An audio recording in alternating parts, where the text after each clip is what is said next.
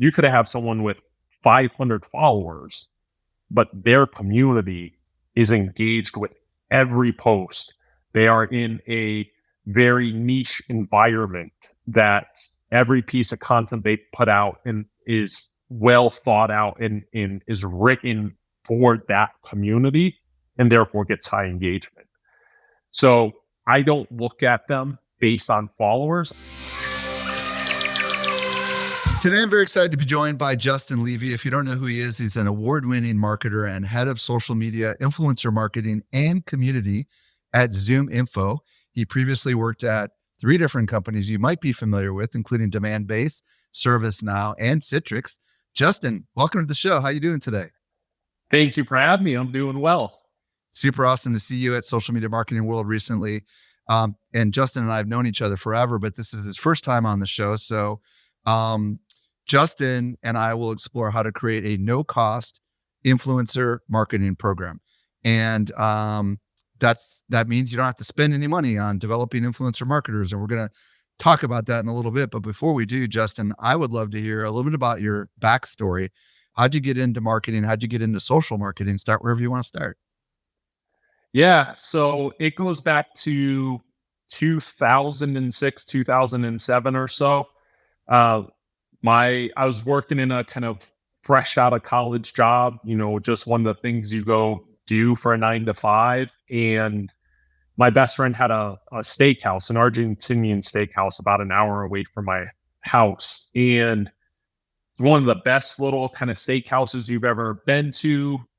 Everything's cooked over a wood fire grill. Everything's fresh to cut the day of and what have you. But it was losing about 20, 25% every month. And he wasn't paying himself. He wasn't able to pay some of his personal bills, running behind on kind of business bills and whatnot.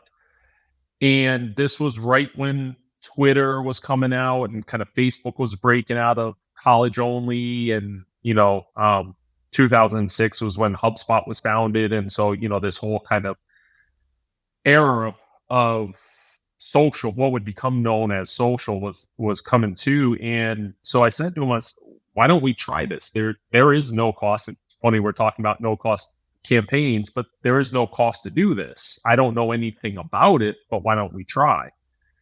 And so that's what we did. We launched a blog, an off-domain blog, because my feeling or assumption was that no one would want to visit a blog that was on the domain of the restaurant, because they would assume that it would be like, what's tomorrow night's special? Or, we're throwing this event next week. But instead, we built a blog that brought together a bunch of foodies and people that were passionate about food and in the food industry. So we did everything from, people writing about their favorite recipes or their favorite holiday or how to, do this specific thing. And that became very well known. And at the same time, while we explored a couple different channels, the one that actually ended up hitting the most for us was YouTube. And we started a weekly video show, and it was on a crappy point and shoot, like little Sony camera or something. It was edited with Windows Movie Maker on an old laptop. But we published it, and we kept publishing weekly. And it never became something that was viral or had tens of thousands of subscribers. But people from that were students at the Culinary Institute of America or something like that started to reach out and say, hey, listen, I missed my class and I learned, I was able to make up for what I missed, because it would be stuff like how to unzip a tomato or how to fire roast beets. And it was all these chefy things that he was teaching people how to do. Nearly at the same time, the restaurant had grown back to black in revenue and then grew to 30, 35%. And it stayed there for 20 months straight, adjusted for seasonality. And that naturally brought with it mainstream media attention. It came in, kind of came about into the marketing arena. And being in Connecticut at the time, and this restaurant was in Western Mass, I started to go up to Boston quite frequently. and speak at little kind of meetups and things like that back when there were little meetups where 20 people would gather in a coffee shop to talk about social. You probably met Chris And Brogan at some of those, didn't you? yep, so Chris and I met, and the way that we met was kind of interesting. So we had met at a conference, and I kind of told him the story a little bit. And it was actually Inbound Marketing Summit, which was HubSpot's first go at conferences. They would obviously go on to launch Inbound, but he had posted something once, sent out a tweet of I'm driving to New York for Jeff Pulver's conference, and him and Jeff Pulver go back a long ways. And does anyone want to ride with me? And I lived on like a straight path on the highway towards New York from where he would be driving to. And I raised my hand. I said, sure, like I'll do it. And I thought that he would have had a bunch of people flock to him, and no one did. So it was Chris and I drove down to New York for the day and went to this little event that Jeff was having. And we talked the whole way about just the view of what social is and could be for business. At that time, he had just published Trust Agents, which was, one of the kind of seminal books in the industry. And he was in a different job, but having a lot of companies reach out to him, big companies like, hey, come speak to us, come workshop or whatnot. And we went out to a Chili's near my house on the way home, and came up with this idea. And he said, I really want to open an agency, and I think you're the right person to come do it with me. Would you be game? The first client was Citrix. Over the next year and a half or so, we worked with PepsiCo and Microsoft, AMD, Dell, Molson Coors. Kind of, you could fill in, the list. A couple of years later at Blog World, Citrix had always told me if I ever wanted to come over, they would create a position for me. And a couple of years later at Blog World, I was having drinks with the VP of marketing and said, I don't know what this world is on the tech side, but let's kind of give it a go. And from there, my wife and I moved out to the Bay Area and started to figure out what life in Silicon Valley was like. That's an amazing story. And you really, for those that don't know who Chris Brogan is, he was one of the original OGs. And I specifically remember he was like the biggest. It was like him and Gary Vee, who were like the influencers on Twitter. And Yep. I've since become very good friends with Chris, and it's just such a cool story that you rose your hand, man. And you ended up working with Citrix and ServiceNow and Demandbase, and just kind of share a little bit about like what you're doing, what you did at just a little bit about what you did at Demandbase and what you're now doing at ZoomInfo, which is your newest job.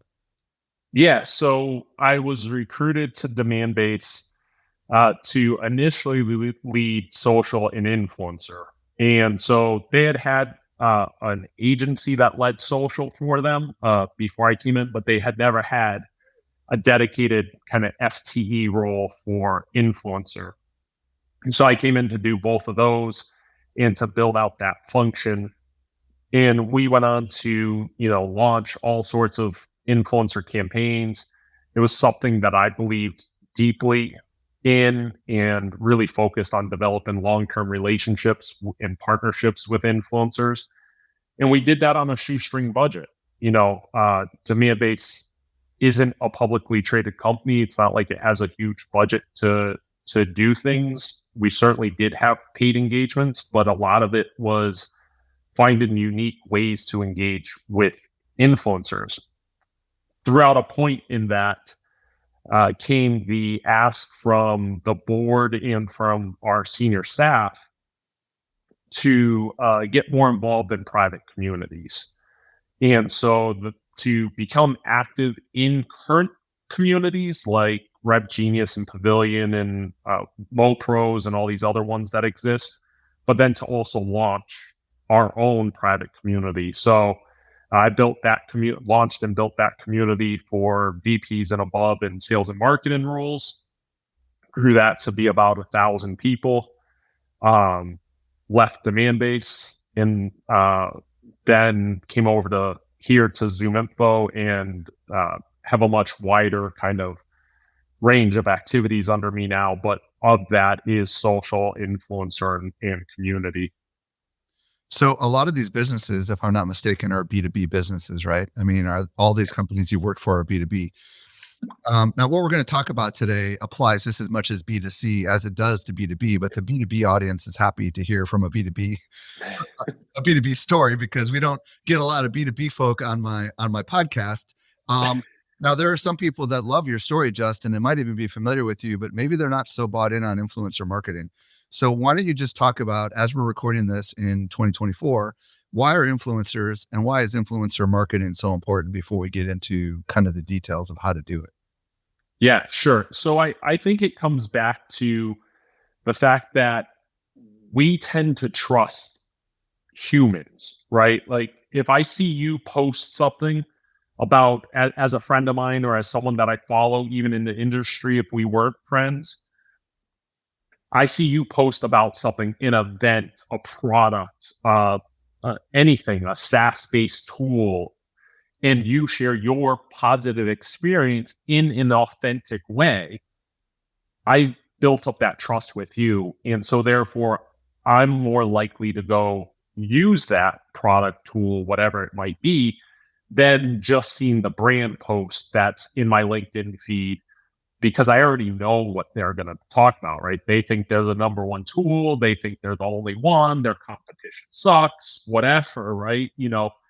So we build trust in other humans, and that's reiterated every year nearly by, Edelman's Trust Barometer. That's in a bunch of other studies from Forrester and Gartner and what have you. So I feel strongly that influencers, especially in B2B, are the way to go. In B2C, it's been something that's been there for a while, right? It started kind of with mommy bloggers and what have you, but it's a lot easier when people think of influencer marketing. It's easier to understand in B2C. You're trying to influence one person or one profilable person, right, to purchase X product. I want to influence you to buy a TV. You fit the kind of ideal customer, right? And all I have to do is tell you all the benefits and factors, and I can do that through influencer relationships. B2B is a broader buying group. So you have to come up with ways to actually influence people that have trust with their groups, right? Because you have access and you have a community that I don't have access to as a brand. So by working with you and by engaging with you and building that trust as a brand, and we have aligned values, your community and even their community that's chosen to engage with them, thanks to the kind of ripple effect and network effect, helps the brand and helps the influencer, right? Their community trusts you. You and the brand have shared values and therefore work together. And I think that ultimately that's why it's so vitally important for brands to work with influencers, as well as people in their communities to understand the influencer relationship. Why don't we define what an influencer is in your book, just so people understand what you think it is? Yeah, I think that it's anyone that's developed a level of trust and engagement with their audience. I think that people tend to, and unfortunately the industry has shot itself in the foot a little bit with it, is to define it as just on a number of followers basis, right? So because you have 500,000 followers, that makes you an influencer. That doesn't make you an influencer. Like I've researched people and found people that have 100,000 followers before and have no engagement on their posts because all they do is repost their company content. They have 100,000 followers because they're someone popular at a big brand, right? They're the CMO at a fill in the blank name brand. So naturally, a bunch of people follow them. You could have someone with 500 followers but their community is engaged with every post. They are in a very niche environment that every piece of content they put out and is well thought out and is written for that community, and therefore gets high engagement. So I don't look at them based on followers. I do think when you get into strategies, you do have to think as part of, okay, if you're doing something with broad brand awareness, you might, look for someone with more reach than someone else, or, so you do have to consider that stuff. But someone that's an influencer is a creator who drives engagement with their community. It's just not based solely on followers. Well, and I would imagine, everybody that's listening might be thinking about Instagram and YouTube and Facebook and Twitter /X and ... But they might not be thinking about bloggers, podcasters, email newsletter lists, membership communities, Facebook groups, ... Right? So people can yield influence in a lot of different mediums that people are overlooking. Would you agree with that? Absolutely. And I think that Forums. also there, Yeah. Forums, yeah. I think that there is an assumption that platform is only for one type of audience. For example, default assumption that TikTok is only for B2C influencers, right? Because that's or beauty LinkedIn is only influencers. Yeah, exactly. Yep, exactly. So that's not the truth. Right. That it just, there's different angles to be taken with creators on those different platforms, right? But no, you can have, hell, I know you have a large list, and there's other people that we're friends with that have 250, 400,000 email subscribers. Right. Those people have influence. Yeah. They have a lot of influence. They have a high open rate. They have a high engagement rate. If you don't consider them an influencer, you're missing out. Yeah. You're misaligned. Yeah. Okay. So, let's start with, when it comes to building a no cost influencer marketing program, what's the first thing we've got to do? Yeah. So the first thing is research, right? So, and since you're not going to use a tool because it's cost prohibitive, or you just want to test the waters with this, right? If you're kind of listening to this, watching this podcast, and you decide, okay, I hear you and I want to go figure this out. Maybe at some point down the road, you do get a tool if you have the budget, but you have to start with research. And there are a few main ways that you can conduct this research, all of which is manual. And I do apologize for that ahead of time, but no tool, free no cost. Usually means you got to do a little work, right? Yes, exactly. So you can do a couple of things. One, ask your community. Who do they find valuable? So if you're going to run a list of the top 25 demand gen, people to follow in 2024, put up a LinkedIn post and ask your community. Who do you follow that in demand generation or revenue marketing or something of that nature, who we should feature? Tag them below. And people fill your comments typically with tagging other people and whatnot. There's a really easy list to get started with to research. You can also do that now, take that to private communities. So if you take, for example, a community like MoPros, that's for marketing operations professionals. If you're doing a list, or, you want to engage with marketing ops folks, go and join MoPros. It's free. Go into their Slack channel, and you have a wealth of people there to kind of engage with, look at, research. And then by far the most intensive research, or resource intensive, is, and that takes the most time, is to do manual research in LinkedIn. And that, you go up to the search bar and you'll type in whatever the profile is of the person you're looking for, right? It might be director demand generation, director demand gen, director rev marketing, whatever, all the titles you can think of, because you have to remember some of us shortened titles, right? Mine is head of. I technically have a title behind the scenes with HR, but mine is head of, right? So you got to look at that title. But then you want to choose the connections, right? So you want to look at initially first and secondary connections. That's going to give you the most info. And then go into each one of those people's profiles, and you're going to look at how many followers do they have? What are their titles? Like, is that aligned with what the search you did was?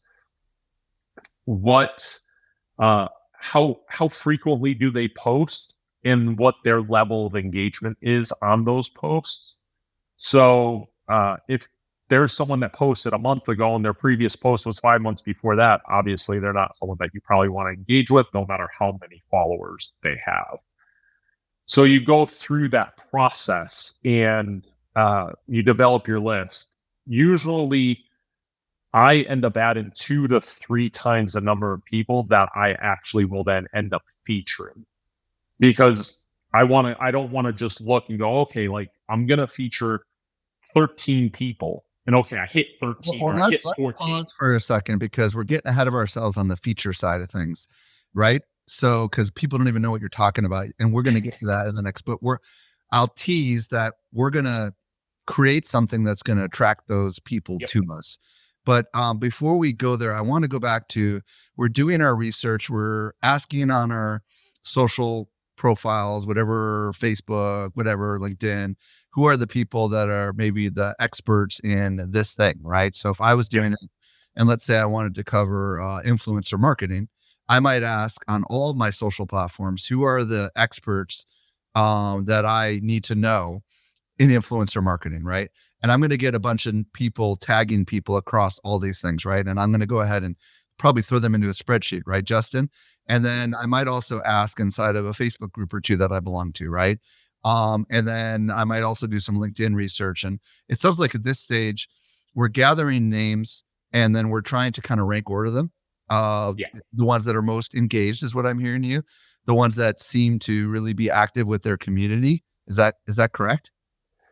Yes, exactly. And again, it goes back to the kind of follower versus engagement piece, right? You want to look followers, and overall reach is important. Like, let's not knock that by any means, but you also want them to have a content that's very highly engaged and that's in line with what you're researching them for. It's great to have selfies and photos of your dog and stuff like that. It absolutely. On LinkedIn, I've even published before that I don't think that it's a Facebookification or whatever you want to call it of LinkedIn. But you should be publishing content that people are engaged with, that's on topic for your area of expertise. So yes, then you are trying to stack rank those people based on overall engagement and followers. So, how many do you think, when we're in the research stage, should we be trying to identify the top 10, the top 20? What's your thoughts? It honestly depends on how large of an outreach you're going to do. And I know we'll dig into that more. Right. If someone was just getting started, and I say that saying that I've done lists that are 100 people. Mm-hmm. So at that point, I'm looking up 150, 200 people, stack ranking them, and then figuring that out, right? I typically would recommend that someone or a business start out with 15 to 25 people. So therefore, you're probably looking up 25 to 35 or so people to stack rank and whittle down. Right. Awesome. And I would imagine that you could also Google search this and see all the names that everybody's been writing about, and maybe come up with different names that no one's been writing about, right? Because, in the social media marketing world, you're going to see Mari Smith probably on every list. You might see me on some lists. And I would imagine at a certain point, you don't want to necessarily go after the ones that are ridiculously well known, because those are going to be the hardest ones to engage with. Does that sound fair? It absolutely does. Yeah. So you want to find some of those people are great, right? Some are going to respond and they're at a level in their career or how they choose to engage with their communities that that they will respond. They do want to work with your brand and work with you on that. The nice piece, if you're working with the lesser known folks, or at least a subset of them, right? You might have a few of the more well known. The lesser known folks are more the kind of up and comers. And therefore, they are the ones that are trying to build their influence. They are the ones that will communicate out that they were featured or that you've engaged with them, because they want that. Frankly, it's an ego boost, but it's validity within their community, with their business, within their industry. Love it. Okay, so let's assume we've done all the research, and the next step you've kind of teased a little bit is content development. So what do we do with all this research? Help us understand like the strategy behind all this. Yeah, so you're going to want to develop a list. So you have this list of people. Let's call it 25 for sake of argument.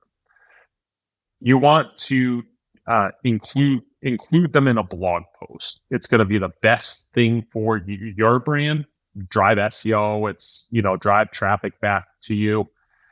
And the way that I like to draft these posts is using a headshot of that person, easily findable, right? Right click into their LinkedIn profile, their Facebook, whatever, and save the image. So include their headshot, their name, company, LinkedIn, kind of all that good contact info, identifying information, and then a little bit about them. Now, you can do this either copying their LinkedIn profile info, like in their about section, updating it, because not some people write third person, some people write first person. So Chat GPT it, right? Make it a little exactly. bit. Yeah. Exactly. You could go to Chat GPT. You might have to look in, like for example, for people that don't have a lot written about them, I've gone and looked at their recommendations and said, this person was recommended by, like Stelzner said that this person was the best, demand gen person that's ever worked for him. And, that will go into it. But regardless, write something about them of why you're featuring them. You could do the next step one of two ways in this article. I've seen it done where brands will post a couple example articles to showcase why they're being chosen. So links to articles or posts that they have done, or YouTube videos along those lines? Exactly. So say you have, you wrote an article on Social Media Examiner and you filmed this video for this other interview, and I'm proven, as part of this is why you want to follow this guy. Link to that article. The other method, and I choose to do this one more often, is a screenshot of LinkedIn posts that is proven why I am suggesting you follow that person, right? So I am saying I am featuring you on the list of 25 social media marketers to follow in 2024. I can say everything I want about why to follow you with your background information. That's great. It's helpful. But if I put a screenshot of a LinkedIn post, now you're proving your influence through that, right? Because if I'm the reader, I'm reading that and going, oh wow, yeah, Mike knows his stuff. Yeah, I'm gonna click out and go connect, go follow, whatever it is. I like that. We also, when we were prepping for this, mentioned creating images that. Yep. Talk to me a little bit about that. Yeah. So one of the things that it's all well and good to write your article, right? As the brand, and you of course can and should share it on your social channels. But where you get the most reach and where you start to develop that relationship with these influencers, some you may already know, some you may not, is by creating custom social cards for them. So every one of those people that you feature should get a social card that has their name, company, title, your brand, your logo and what have you, the name of the list. So top 25 or, 25 social media marketers to follow in 2024, just as an example, in your headshot. Because then what you're going to do, and you can do that if you have a creative team, obviously use them. If not, use Canva. This isn't difficult, right? But what you're going to do is, so you have this blog post, you've written out this blog. Here's the 25 people. Now I have my 25 social cards, one for each person. And now you're going to reach out to each one of these people. And you're going to... Real quick, before we talk about the outreach, I want to talk about this thing you're calling a social card. I think this is language I've not heard before. I would imagine it's what you call it, right? I don't think people know what a social card is, but I'm imagining it's a lot like the images that speakers post when they're speaking at a conference, right? Like, I'm excited to speaking at, it shows their face, it shows the conference, the dates. This would be something similar, like top 25 social marketer, Mari Smith, with her picture and like a cool graphic, right? Something that they could share across the socials. Is that really what the purpose exactly. of this? Exactly. Okay. It's spot on, the purpose of it. Okay. So far we've talked about the first step, which is research, right? And we've talked about the second step, which is this content development step. And we're about to get into the third step, right? Which is this outreach, right? And talk to me a little bit about what we need to do to prepare and how we reach out, because assumedly we've got a list of 15 or 25 people. We've written a post, and I would imagine that post could also be published on the socials, right? You don't have to publish it on your blog. It could be published on LinkedIn, right? It can depend on the length of it. Have fun with where you're going to publish it. Yeah. So you have you have your blog posts, you have your creatives, and now you are going to move on to that next stage of reaching out to everyone. If you have their email, which is a big if, right? If you have their email, you're going to reach out to them and you want to celebrate them. Over the top, celebrate them. So the subject line is going to be something like, congratulations, Mike, for being named one of the top 25 marketers to follow in 2024, right? You want them to see this in their inbox of the 50 emails they got today and open it. I think that's all of our goals with any email we send. But for this purpose, you want to make sure they open it. And then inside, you're going to tell them, hey, listen, we're featuring you because of your continued contributions, your name to this list. You're on this list with some of these other brands, because you want to give that validation to the other brands that... You say brands, you mean influencers, the other people, right? No. I need brands. So, for example, if you get an email from me and I said, Mike, you are named as one of our top 25 social folks, you're on this list with people from Salesforce. Oh, I see what you're saying. Assuming you're dealing with people that work on the brand side, right? Yep, exactly. Because it gives that recognition. If you're that person, you're going, oh, wait, yeah, I'm on this list with people at companies, like real companies that I know and I respect and that's whatever. Cool. Yeah. And then you're going to give them a sample social message of, and it's something basic, but I'm really excited to have been named one of the fill in the blank, along with folks from brands like fill in the blank. And, here's, check it out. Here's the link. And then you attach that card that you've created that has all their information and, the name of the list. Well, and let's pause for a second. This would also be useful if you also had, because in some cases, maybe people aren't putting together a list of people that work for brands. Maybe they're just influencers in an industry, but maybe there's some big influencers, and you could say along with people like Mari Smith and others, because sometimes people like the idea of affiliation, right? Yep. So if you don't have brands, but you do have really well-known people in the space, or Robert Cialdini, if you're dealing with people that are in the psychology space, right? That just gives them a little bit of cachet to post this out on the socials and get excited about it, right? Exactly. It's just some type of affiliation, right? Whether that's brand or person, influencer tier. If you're being featured in an AI type post, you better believe that you probably want to mention Paul and Chris Penn and Matt type thing, right? Yeah, Matt Wolf, exactly. Okay, cool. So, do you have any examples of ones you've done either for your current employer or some of your past employers? Yeah. So one that I've done when I was at Demandbase, I did 2 years in a row.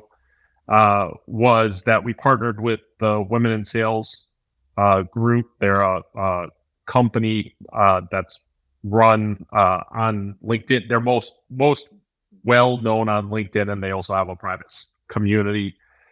But we ran a list called the 100 Powerful Women in Sales, and this is where I told you it was a list of 100 people, and it literally followed exactly to a T what I talked about. The research, the creative, the blog post. I mean, that blog post ended up being 10,000 words when it was done. Okay. We published that outreach to all 100 women. People that we didn't have emails for, I reached out to privately on LinkedIn.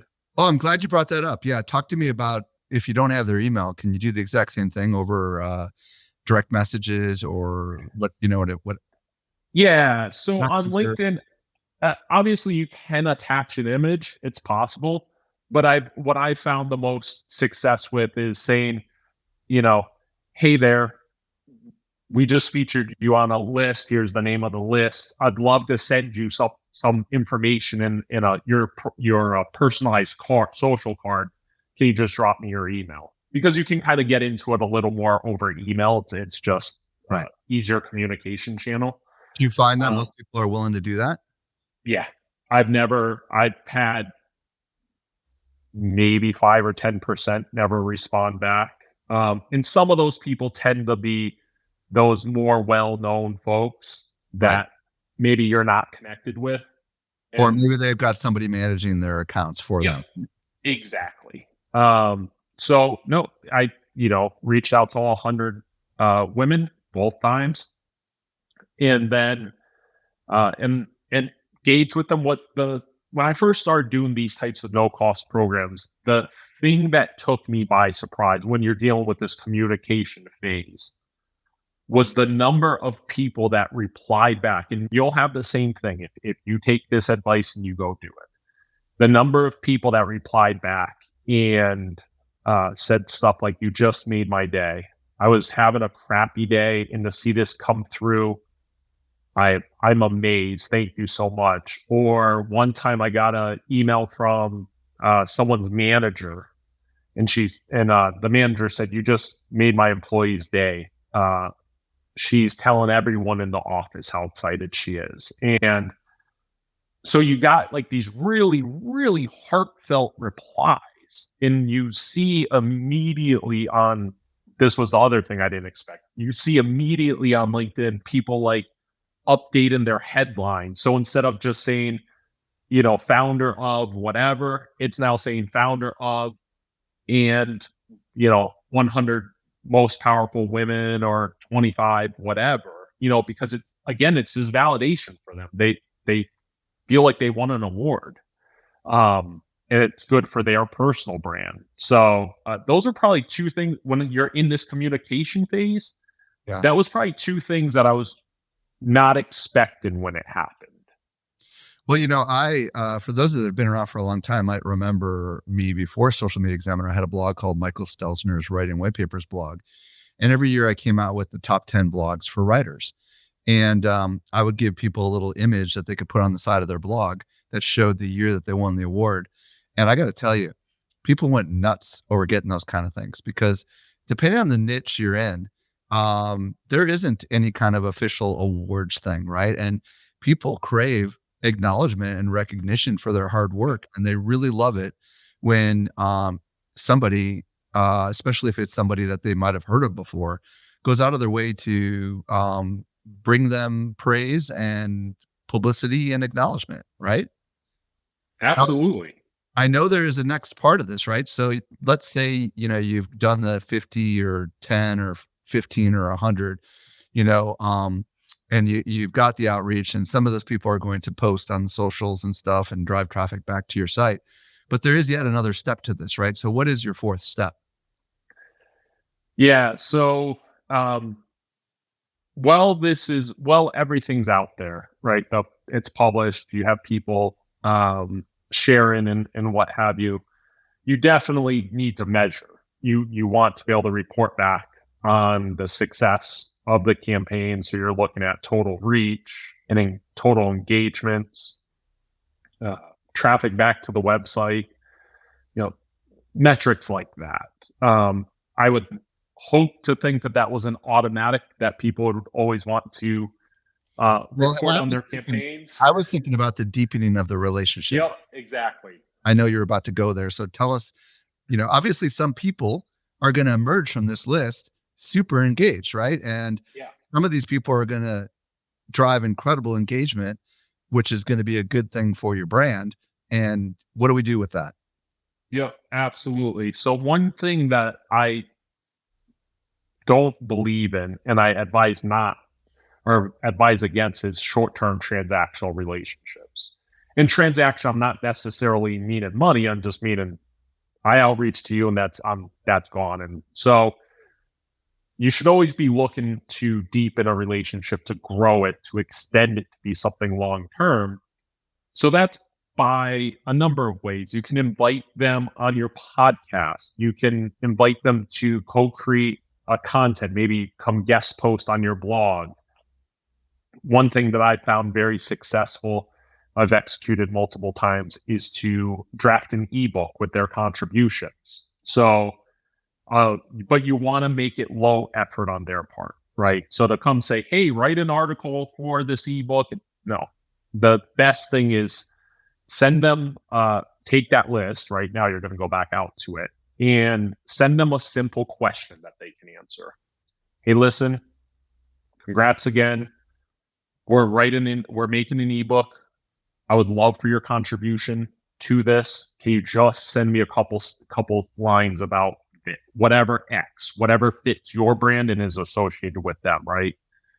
How do you close, if the sales list, it was, how has the pandemic impacted your sales or something like that, right? Something that they deal with and have dealt with in their professional lives. And then you collect those responses. And in that case, you develop an ebook, you organize it however the kind of responses guide you. And then you start this process all over again, just like a flywheel. You're going to create the cards again, but this time include their quote or maybe a truncated version of their quote, because my experience has been, even when you ask people for 2 lines, sometimes you get 3 paragraphs. Right. So sometimes you have to truncate that a bit. But you're going to create those quote cards, essentially, these LinkedIn cards or whatever, social cards. But then you're going to go back out to them, pretty much the same exact thing. Here's your card. Thank you so much for being part of this. Here's the landing page with the ungated ebook. Do not gate it. The ungated ebook. Thank you. And not only have you accomplished deepening the relationship, because once again you're featuring them, but selfishly for the brand, you have a whole nother round of all that social exposure. because now you had that person or people share that they were named to this list. Some time goes by, a month or whatever it takes to go through this whole process. And now they're going to share that they contributed to this ebook. So you've had that happen twice, and apparently my computer decided to put in a thumbs up. So it actually fits. For those of you that didn't see the the video side of it, Justin clearly has a Mac, and you do symbols and it shows up on the screen. Other things that I'm thinking about is like end of the year predictions for the next year. You can go to these people and ask them what their predictions are, or you can use them maybe to respond to industry news, and then you can get their obviously quotes, and you can do articles specifically on like, here's so-and-so's perspective on whatever big news happened in the industry. I would imagine you could even, if you have an email newsletter, you could profile them every once in a while inside the newsletter. I mean, there's no shortage of things that you could do, right, Justin? Absolutely not. I mean, it depends on how many communication channels you have and can think of, right? I mean, right. All the way up to, I mean, if you deepen a relationship enough, and most people don't have this, so but if in people like your case and in others that run conferences, some of those relationships started all the way back here. Right. And now they're speaking at your conference every year or whatever, right? Yep. Exactly. And then they're helping to promote that. Like, I mean, this just never kind of ends as you build that relationship. So cool. Justin, this has been really, really valuable for so many people. If somebody wants to reach out to you on the socials, what's your preferred social platform and where do they find you? And then also, if they want to reach out to you or in any other way, is there any website or anything you want to send them to? Yep. The best way to find me is on LinkedIn, and it's just JUSTIN and LEV as in Victor Y. I know it'll all be spelled out, but so LinkedIn is the best way. Personally, if you want to see photos of my cat and travels and whatnot, find me over on Instagram. But those are the two main areas to hunt me down these days. Justin, thank you so much for coming on the show and sharing all your insights with us. We're so much better because of it. Thank you very much for having me.